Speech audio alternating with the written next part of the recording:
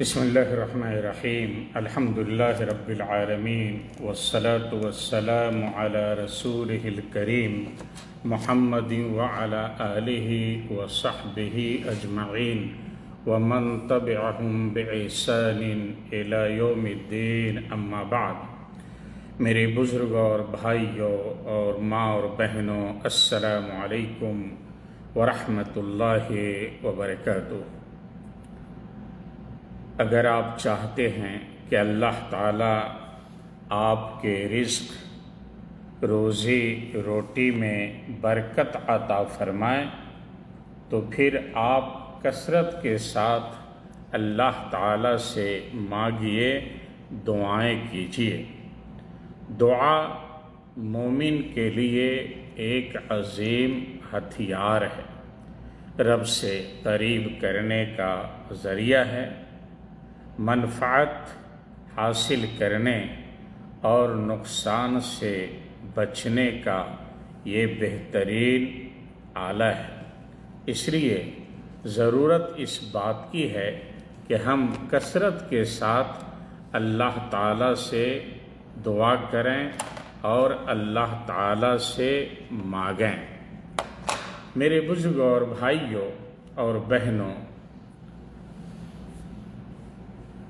اگر ہم دعا کا اہتمام کرتے ہیں تو ہمارے لیے دنیا اور آخرت دونوں کی بھلائیاں ہمیں حاصل ہو جاتی ہیں۔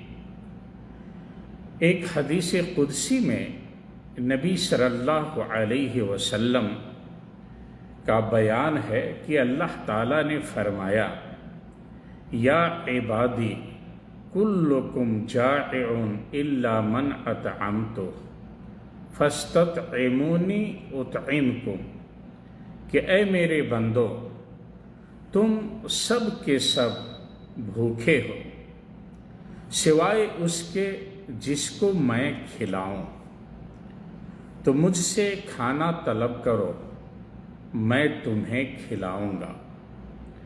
یا عبادی کلکم عار الا من کسوتہ فاستکسونی اکسکم، اے میرے بندو، تم سب کے سب ننگے ہو سوائے اس کے جسے میں لباس پہناؤں،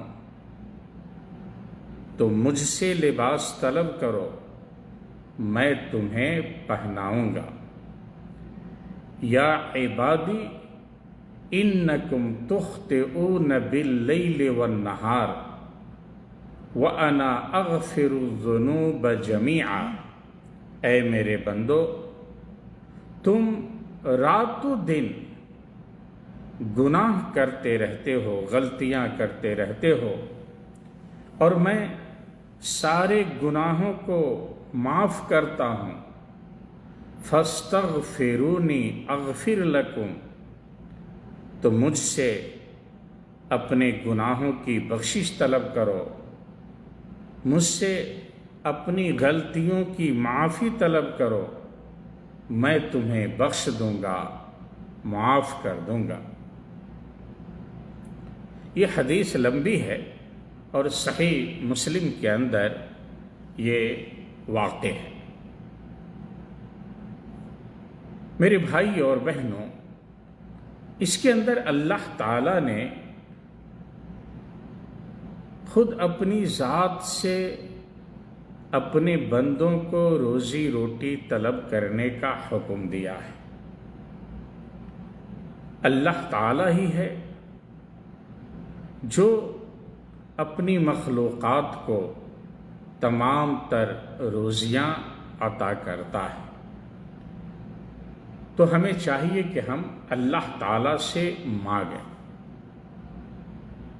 غور کریں، دیکھیں، جب موسیٰ علیہ السلام مصر سے ایک لمبا سفر کر کے مدین پہنچے، مدین کے کنویں پہ پہنچ کر آپ نے کمزور خواتین کہ جانوروں کو پانی پلایا اور پھر ایک درخت کے سائے تلے آرام کرنے لگے۔ ایک لمبا سفر آپ نے طے کیا تھا، کھانے پینے کا سامان آپ کے ساتھ نہیں تھا، سفر کی تکان سے آپ نڈھال تھے، اور ایسی صورت میں درخت کے سائے میں بیٹھ کر اللہ تعالیٰ سے مانگنے لگے، دعائیں کرنے لگے کہ رب انی لما انزلت الی من خیر فقیر، کہ اے میرے پروردگار، تو جو کچھ بھلائی میری طرف اتارے میں اس کا محتاج ہوں۔ سورہ قصص کی 24 نمبر آیت ہے۔ اللہ تعالیٰ سے مانگنے لگے کہ اللہ، میں تیری ہر بھلائی، ہر خیر کا محتاج ہوں۔ اور خیر کا اطلاق بہت ساری چیزوں پر ہوتا ہے، کھانے پینے کی چیزوں پر، امور خیر اور عبادات پر، قوت و طاقت اور مال و دولت پر،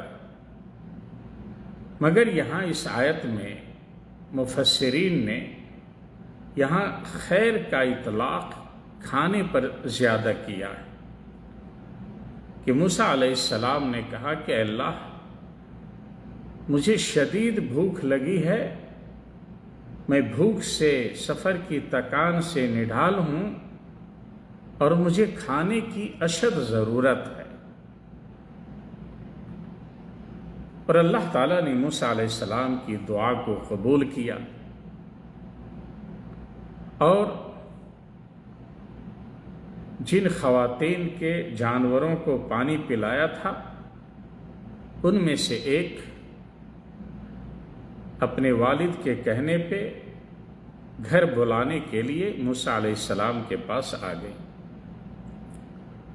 تو ضرورت یہ ہے کہ ہم اللہ سے مانگیں، اللہ تعالیٰ سے طلب کریں، وہی دینے والا ہے، وہی ہماری پکار کو سننے والا ہے۔